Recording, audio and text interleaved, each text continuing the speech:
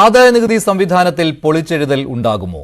ഇതാണ് നാളെ പാർലമെന്റിൽ അവതരിപ്പിക്കാൻ പോകുന്ന കേന്ദ്ര ബജറ്റിലെ ആകാംക്ഷ. 10 ലക്ഷം വരെ വാർഷിക വരുമാനം ഉള്ളവർക്ക് ആദായനികുതി ഒഴിവാക്കിയേക്കാമെന്ന സുപ്രധാനമായ പ്രഖ്യാപനം ബജറ്റിലുണ്ടാകുമെന്നാണ് പ്രതീക്ഷിക്കുന്നത്.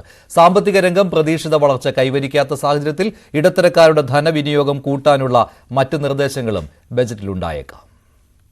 പുതിയ നികുതി വ്യവസ്ഥ തെരഞ്ഞെടുത്തവരിൽ 7.5 ലക്ഷം രൂപ വരെ വാർഷിക വരുമാനമുള്ളവർക്ക് നിലവിൽ ആദായ നികുതിയില്ല. ഇത് 2.5 ലക്ഷം രൂപ വർദ്ധിപ്പിച്ച് 10 ലക്ഷം രൂപ വരെ വാർഷിക വരുമാനമുള്ളവരെ ഇനി മുതൽ ആദായ നികുതി പരിധിയിൽ നിന്നും ഒഴിവാക്കുന്നതാണ് പരിഗണിക്കുന്നത്.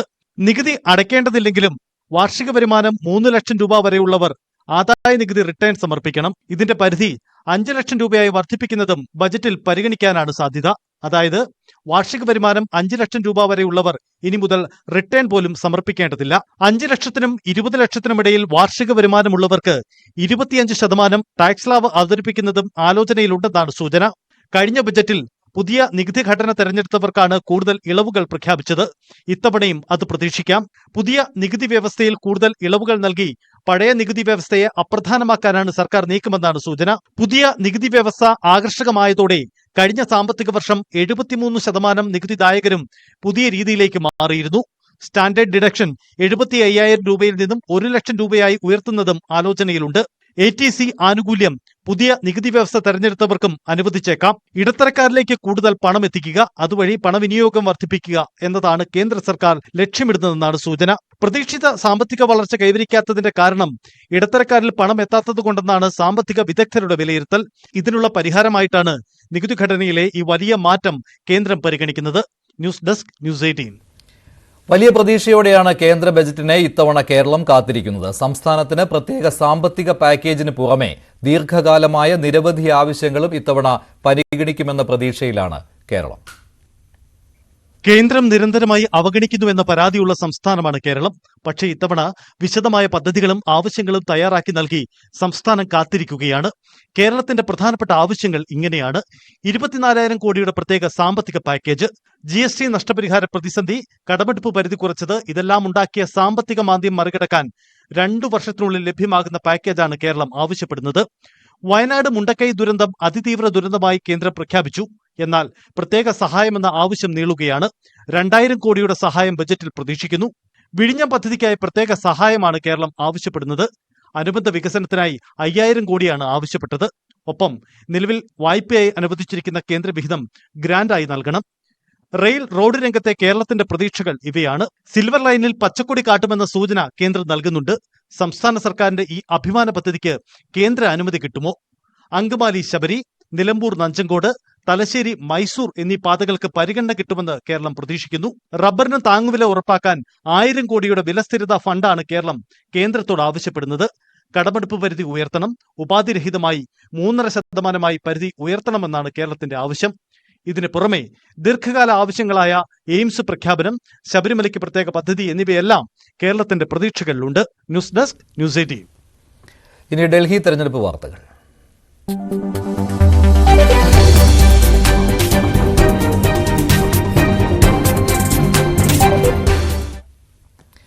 യമുനയിൽ വിഷാംശം കലർത്തിയെന്ന പരാമർശത്തിൽ തെരഞ്ഞെടുപ്പ് കമ്മീഷന് മുൻപാകെ അരവിന്ദ് കെജ്രിവാൾ ഹാജരായി മറുപടി നൽകി. വിഷം കലർന്നുവെന്ന പ്രസ്താവന വെള്ളത്തിൽ അമോണിയയുടെ അളവ് അപകടകരമായി ഉയരുന്ന പശ്ചാത്തലത്തിൽ നടത്തിയതാണെന്നും അതിന് പിന്നിൽ മറ്റ് ഉദ്ദേശം ഇല്ല എന്നും കേജ്രിവാൾ കമ്മീഷനെ അറിയിച്ചു. ഹരിയാന മുഖ്യമന്ത്രിക്കെതിരെ വിമർശനം, പക്ഷേ കേജ്രിവാൾ ഇപ്പോഴും തുടരുകയാണ്. കൂടുതൽ വിവരങ്ങളുമായി ER രാഗേഷ് ചേരുകയാണ് ഡൽഹിയിൽ നിന്ന്. രാഗേഷ്, യമുനയിൽ വിഷം കലർത്തി ഹരിയാന സർക്കാർ എന്ന പരാമർശത്തിൽ അദ്ദേഹം ഉറച്ചു നിൽക്കുകയാണല്ലോ. പക്ഷേ തെരഞ്ഞെടുപ്പ് കമ്മീഷന് മുന്നിൽ ഹാജരായപ്പോൾ അത് ഈ അമോണിയയുടെ കാര്യം പറഞ്ഞുകൊണ്ട് ഈ നടപടികളിൽ നിന്ന് രക്ഷ നേടുവാനുള്ള ശ്രമമാണോ കേജ്രിവാൾ നടത്തുന്നത്?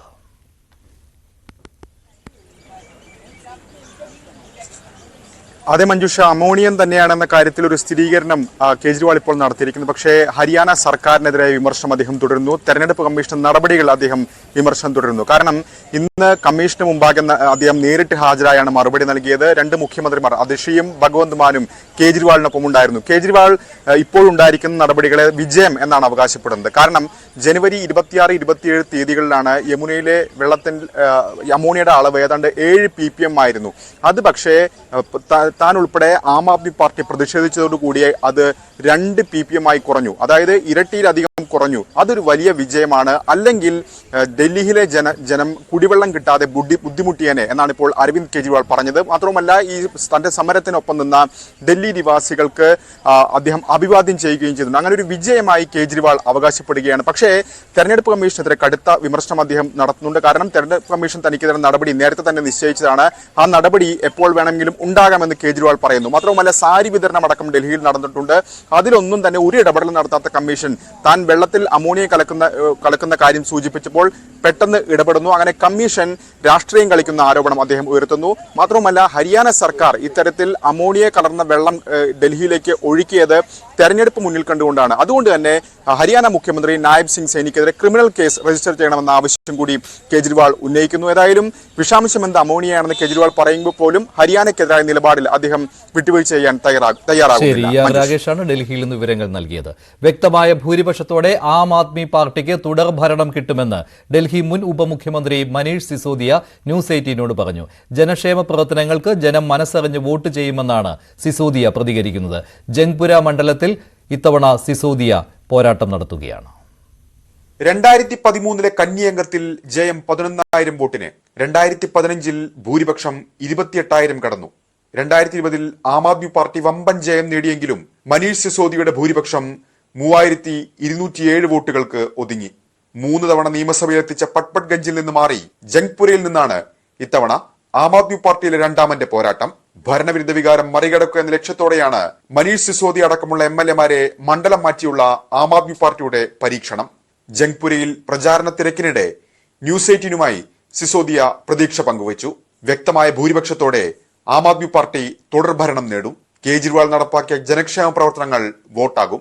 ഇത്തവണ മത്സരിക്കുന്നത് ജംഗ്പൂരിലാണ്. അദ്ദേഹത്തോട് തന്നെ പ്രതീക്ഷകൾ ചോദിക്കാം. नहीं, इस बार भी बहुत कंफर्टेबल गवर्नमेंट बनेगी और लोग केजरीवाल जी के काम को और उनके दिल में दिल्ली की जनता के लिए जो प्यार मोहब्बत है उसको सम्मान करते हुए और उन्होंने जो काम किए पिछले 10 साल में लोगों के जीवन जीने में जो आसानियां लाई हैं, उनकी तरक्की के लिए जो स्कूल अस्पताल का काम किया है उसके लिए निश्चित रूप से आम आदमी पार्टी को वोट दे रहे हैं. आज अगर विकास की कोई राजनीति की बात करता है तो सारी पार्टियां विकास पे काम करने वाली पार्टियां उसके साथ खड़ी होती हैं. ജനങ്ങൾ നിറഞ്ഞ മനസ്സോടെയാകും ആം ആദ്മി പാർട്ടിക്ക് വോട്ട് നൽകുകയെന്നും സിസോദിയ. जनता जब देती है तो छप्पर फाड़ के देती है. പട്പട്ഗഞ്ചിനേക്കാൾ സുരക്ഷിത മണ്ഡലമായാണ് ജംഗ്പുരയെ ആം ആദ്മി പാർട്ടി കണക്കാക്കുന്നത്. ദളിത് ന്യൂനപക്ഷ വോട്ടുകൾ നിർണായകമായ നെഹ്റു നഗർ, നിസാമുദ്ദീൻ ബസ്തി, ദരിയാഗഞ്ച്, സൺലൈറ്റ് കോളനി തുടങ്ങിയ പ്രദേശങ്ങളുള്ള മണ്ഡലത്തിൽ വ്യക്തമായ മാർജിനിൽ ജയം ആം ആദ്മി പാർട്ടിയും സിസോദിയയും കണക്കുകൂട്ടുന്നു. 16,063 വോട്ടുകൾക്കാണ് ആം ആദ്മി പാർട്ടിയിലെ പ്രവീൺ കുമാർ കഴിഞ്ഞ തെരഞ്ഞെടുപ്പിൽ മണ്ഡലത്തിൽ നിന്ന് വിജയിച്ചത്. വലിയ വിജയപ്രതീക്ഷയാണ് അദ്ദേഹം ഇത്തവണ പങ്കുവയ്ക്കുന്നത്. Cameraman KP ധനേഷിനൊപ്പം TR Rakesh, news 18.